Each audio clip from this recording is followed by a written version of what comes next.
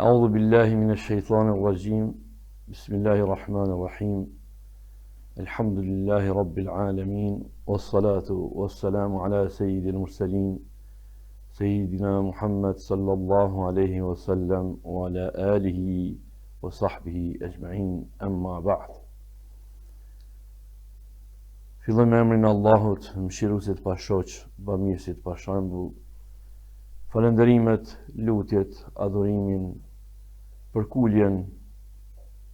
përkushtimin në adhurim gjithmonë kemi për Allahun xhalla xhelaluhu. Vetëm tek ai nënshtrohemi dhe vetëm prej tij kërkojmë shpëtimin dhe lutemi që me mëshirën e tij na begatoj në ahiret me xhennet, e në dynja me begatit shumëta të cilat i ka përgatitur për njeriu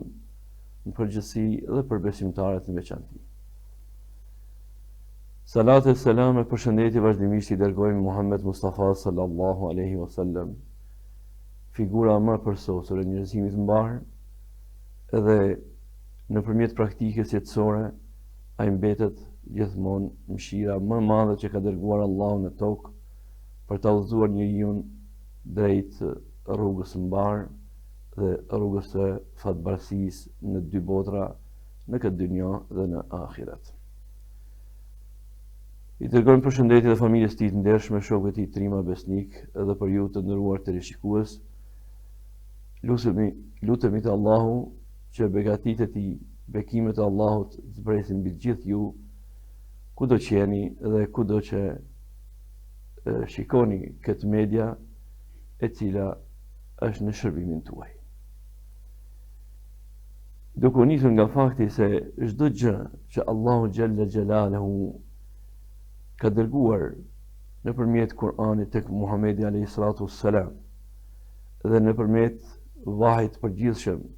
sepse kemi edhe hadithet kutsi dhe hadithet e pejgamberit sallallahu alaihi wasallam, të gjitha janë në shërbimin e të mirës së njerëzit. Allahu fuqiplot edhe tek popujt e mëhershëm dërgoi të dërguar, të cilët ishin të dërguar për një etapë kohore dhe për një popull, ose siç është rasti tek Ibrahimi alayhis salam, që ishte dërguar për 3 popull, për atë të Babilonisë, të Palestinës dhe të Egjiptit. Por megjithatë, misioni i tij ishte i përkufizuar në 3 popull dhe për një periudhë kohore caktuar. Por më rëndësi është se të gjithë të dërguarit e Allahut ishin të detyruar që të thirrin në besimin e pastër në Zotin një fuqiplot. Të gjitha këto revelata, të gjitha këto mesazhe qiellore, të gjitha këto porësi hynore të Zotit fuqiplot, të gjitha zbritën në muajin e madhënishëm Ramazan. Por për t'i vënë vulën të gjithave, edhe Muhamedi sallallahu alaihi wasallam filloi që t'i zbrit revelata Kur'ani adhimu sha'n, i madhënishëm,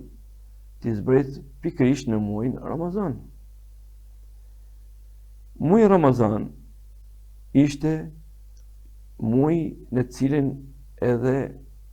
zbriti i tërë Kur'ani nga pllaka e ruajtur Lauhi Mahfudh në qiellin e tokës, dhe kjo ndodhi pikërisht në natën e madhe të Kadrit, e cila, siç e dim nga Kur'ani famlart, ajo quhet Lejletul Mubaraka, nata e bekate, dhe gjithashtu quhet nata Khairun min alfi shahr, më mirë se 1000 muaj. Më rëndësi është se Kur'ani zbriti në këtë muaj të madhënishëm. Dhe pikërisht edukimi i njerëzit me një edukat të mirëfillt, me një disiplinë të jashtëzakonshme, edhe ngritja e ndërgjegjës së njerëzit u bë pikërisht në këtë muaj të madhënishëm në Ramazan. Në radhë të parë tek të dërguarit, që janë shembull për njerëzimin, e pastaj edhe tek njerëzit. Po ne po ndalemi tek mesazhi i fundit, tek Muhammed Mustafaja sallallahu alaihi wasallam, i cili si për nga aspekti i adhurimit, gjithashtu nga aspekti i humanitetit, solidaritetit, gjithashtu nga aspekti i sjelljeve të tij, çdo gjë në muajin Ramazan merrte intensitetin më të lartë të mundur. Do të thotë, ai gjithmonë ka qenë khuluquhu azim, ka qenë morali, etika e tij shumë e lartë. Por në muajin Ramazan ai ishte për te hapësirës e engjëjve, se jo vetëm të njeriut, nga se ishte me sjelljet e tij, përfitonte çdo zemër, arrinte që të depërtojë në ndërgjegjen e secilit, arrinte që të depërtojë me solidaritetin e tij dhe humanitetin e tij në shpirtin dhe zemrën e secilit besimtar, e që kuptohet ata të cilët patën fatin të përjetojnë nga afër, e inshallah ne do të takojmë në xhennet inshallah, përderisa jemi ummeti i tij, që përcjellim mesazhet e tij dhe mundohemi të zbatojmë rrugën që ka trasuar Muhamedi sallallahu alaihi wasallam, inshallah edhe neve kemi fatin që të takojmë Muhammed Mustafan sallallahu alaihi wasallam në xhennet. Por ajo që jep me kuptuar ky muaj i madhnishëm, ky muaj i revelatave, ky muaj i ibadeteve, i adhurimeve të shumta, e në veçanti që e veçon, e karakterizon këtë muaj të madhnishëm, është agjerimi. Shumë ligjërata keni dëgjuar nga kjo media lidhur me agjerimin. Agjerimi, përveç që është në radhë parë një nga 5 shtyllat e fesë islame, agjerimi mbi të gjitha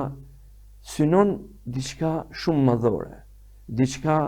të jashtëzakonshme që nuk mund të realizojnë adhurimet tjera. Përderisa edhe namazi është obliguar që njeriu të ngrit në pedestalin e etikës dhe moralit lartë, të ndërgjegjes, të jetë sinqeritetit, do thotë, nivelit lartë të sinqeritetit, të devotshmërisë. Megjithatë, namazi nuk arrin që të jetë shumë i fshehtë për të prekur brendësinë e shpirtit të njeriut, e që shpirti i njeriut, ai është i cili i lëviz gjërat një ashtu sikur ajo turbina e cila lëviz motorin. Kuptohet, mbi të gjitha është besimi i paluhatshëm në Allahun fuqiplot. Por ky besim i paluhatshëm ka nevojë për rifreskim, ka nevojë për një rizgjim dhe riforcim. Dhe pikërisht, i lumi Allah Gjelle Gjelaluhu, duke pasur parasysh se krijesa e tij njeri ka nevojë që spaku një herë në vit ta rifreskoj, ta riforcoj dhe të bëjë një rigjenerim të qelizave të imanit, të besimit, devotshmërisë, sinqeritetit, ndërgjegjes lartë, Allahu Gjelle Gjelaluhu caktoi për ummetin Muhammed sallallahu alaihi wasallam formën më të përsosur të agjerimit. Sepse, sipas ajetit kuranor që urdhëron Allahu për agjerim, kuptojmë se Allahu fuqiplot, kur i drejtohet neve besimtarve, o ju besimtar, ja eyyuhalladhina amanu, kutiba alaykumus siyam, kema kutiba ala alladhina min qablikum, la'allakum tattaqun. Ne kuptojmë se të gjithë ummetet, nga Ademi alayhis salam deri tek ardha e Muhammed Mustafa sallallahu alaihi wasallam, agjerimin e kishin pjesë të besimit të tyre. E që ai është besimi në Zotin një, ai është besimi islam, që i dorëzohet secili besimtar, i dorëzohet urdhrave të krijuesit madhëplot dhe respektimit të tyre. Pra, muaji Ramazan u kompletua me ardhen e Muhammed Mustafa sallallahu alaihi wasallam si një muaj për plot ibadete, por mbi të gjitha si një muaj i përsosshmërisë së agjërimit, një nga shtyllat e besimit. Pra, të gjithë kishin agjëruar, të gjithë pejgamberët, si Ademi alayhis salam, si Nuhu alayhis salam, Ibrahimi alayhis salam, të gjithë ulul azmi, po dhe pejgamberët tjerë, të gjithë ishin të urdhëruar që të agjërojnë, dhe se agjërimi ishte, pra, si që potencuam më parë, një pjesë eminente, pjesa kryesore, nga pjesët kryesore të besimit, si që është nga themelet, 5 themelet e besimit islam. Por, a thua, ky agjërim, ky muaj Ramazan, a mbetet vetëm si një lloj adhurimi dhe përsosje adhurimit? Natyrisht,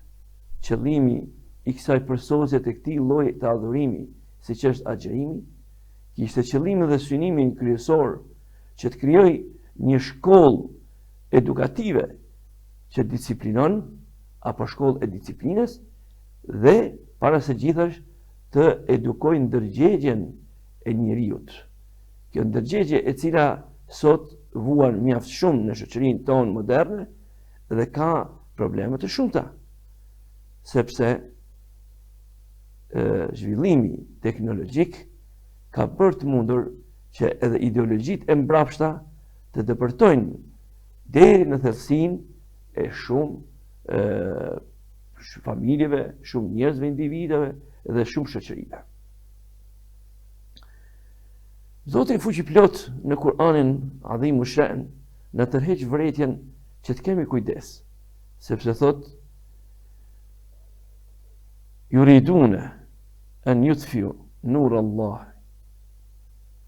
bi afwahihim wa aba Allahu illa an yutimmu nuruhu walau kariha al-kafirun. Yuriduna an yutfiu nur Allah bi afwahihim. Në të rejkë vrejtën këtu se keni kujdes,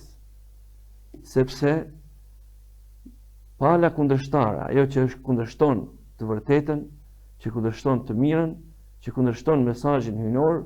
gjithmonë do të përpiqet që ta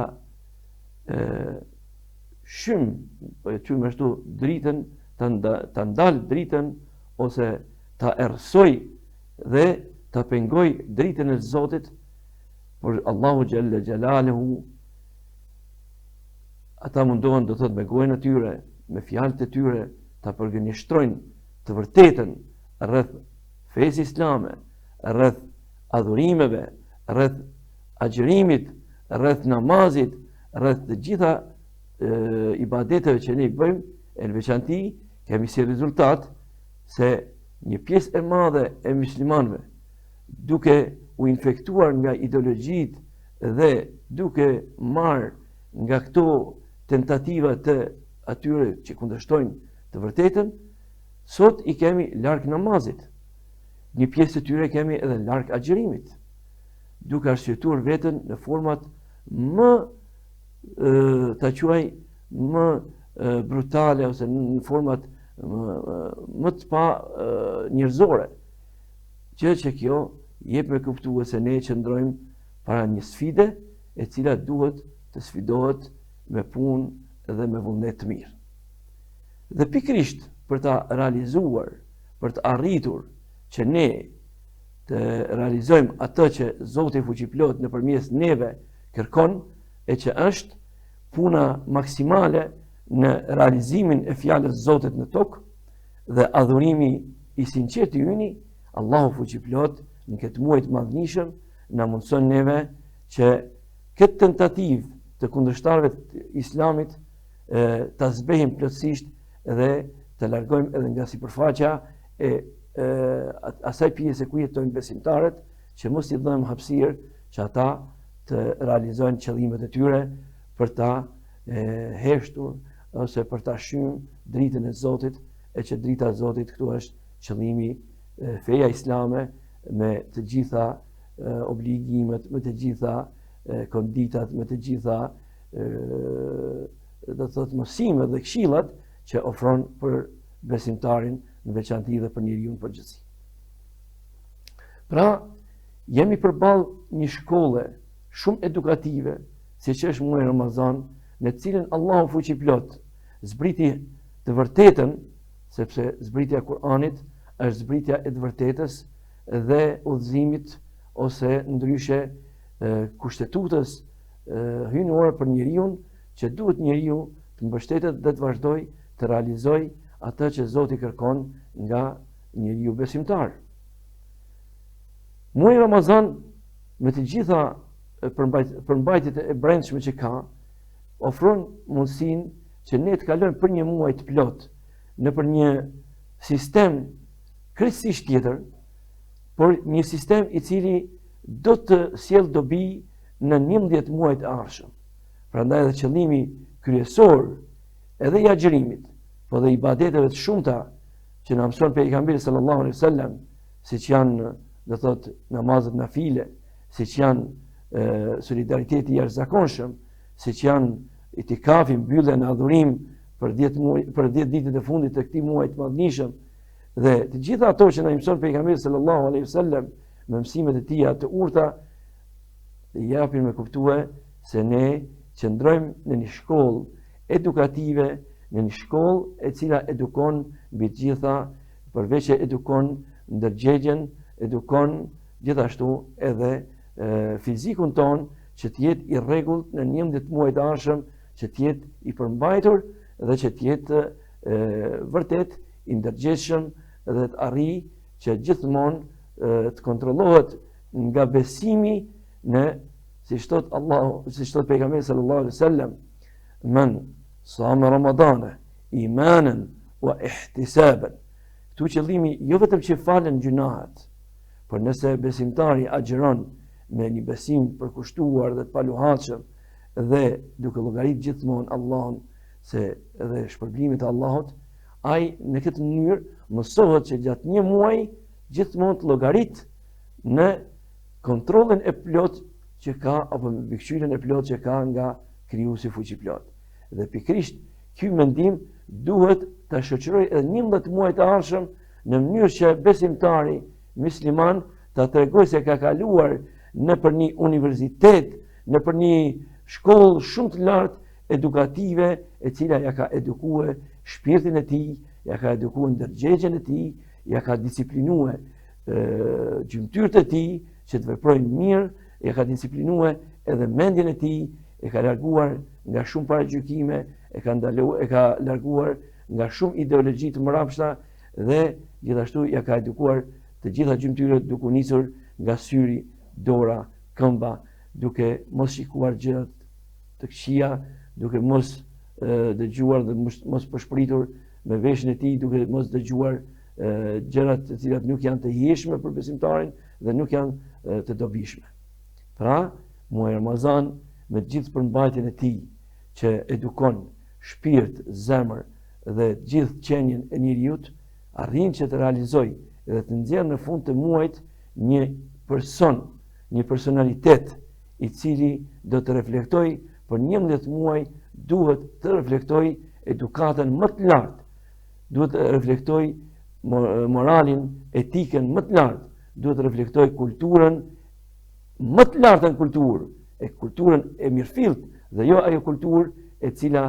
thirret shpeshherë apo thirren të tjerët në emër të kulturës duke paraqitur një jo kulturë e cila shkatërron njerëzimin dhe dëmton njerëzimin. Pra, Ramazani si një shkollë e ndërgjegjes së njeriut, arrin që ndërgjegjen e njeriut ta pastrojnë nga gjitha paragjykimet dhe në anën tjetër ta përgatitë që 11 muaj të ardhshëm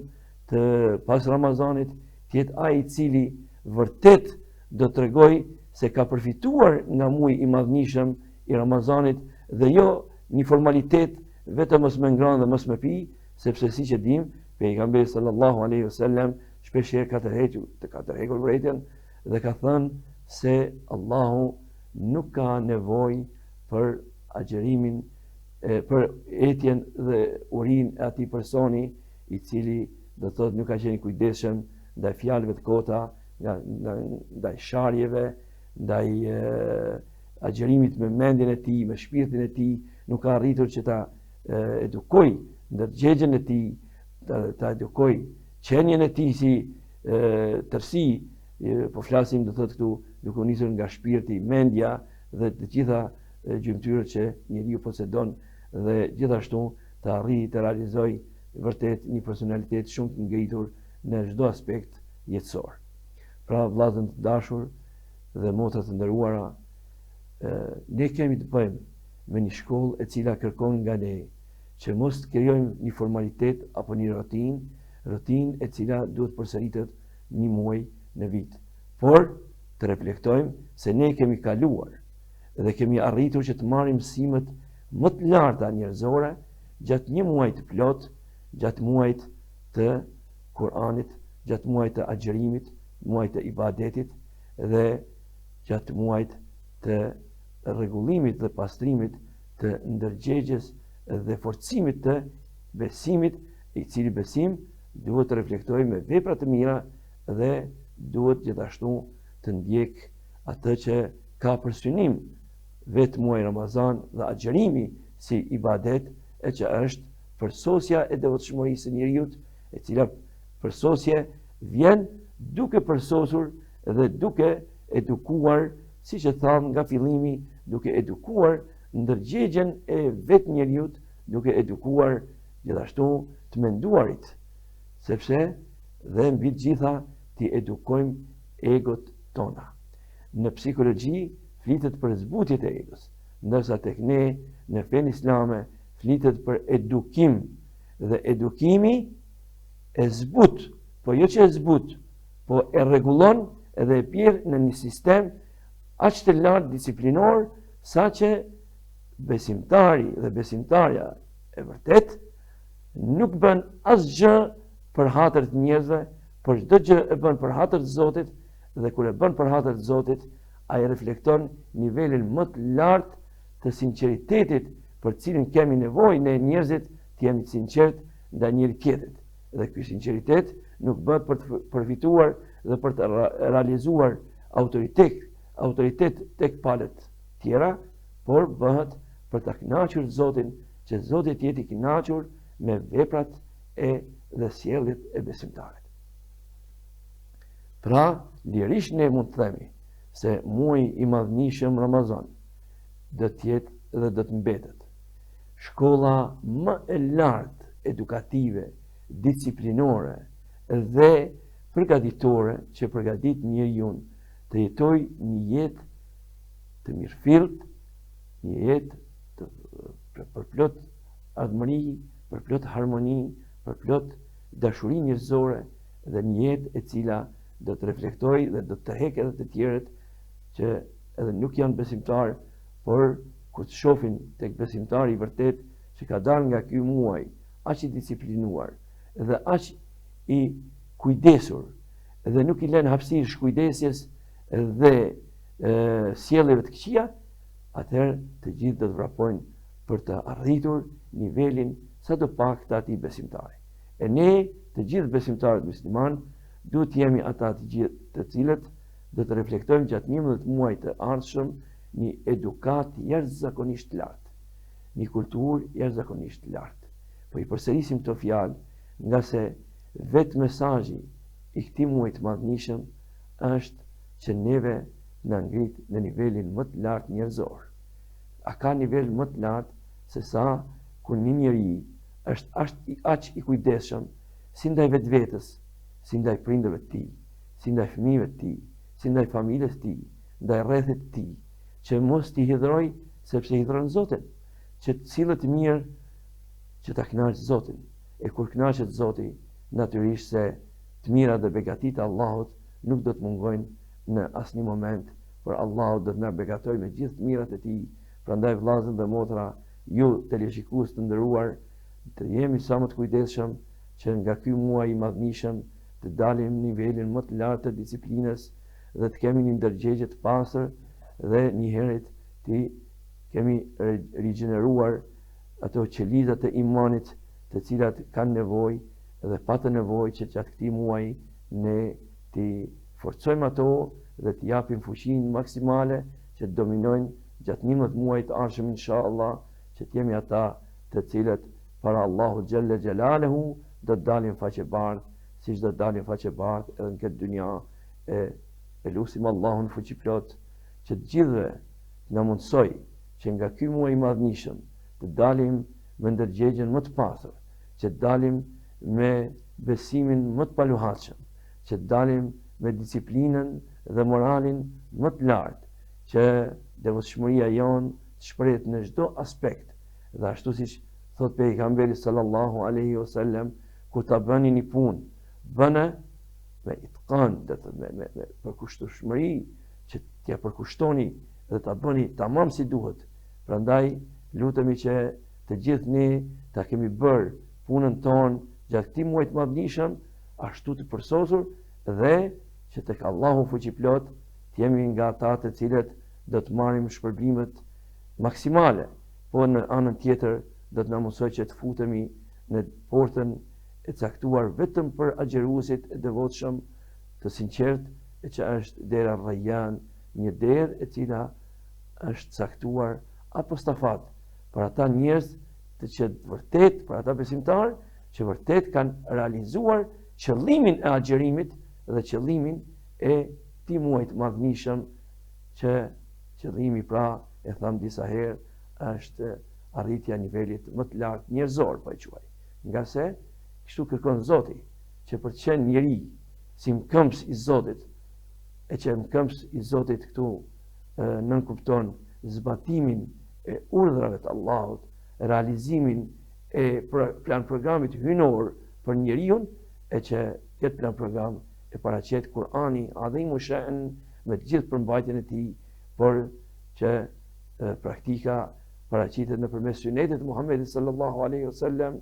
sahabët e tij dhe të gjithë atyre punëmirësve apo salihinët, të cilët dhanë shembullin më të lartë të njeriut në sipërfaqe të tokës. Edhe njëherë e lutim Allahun fuqiplot që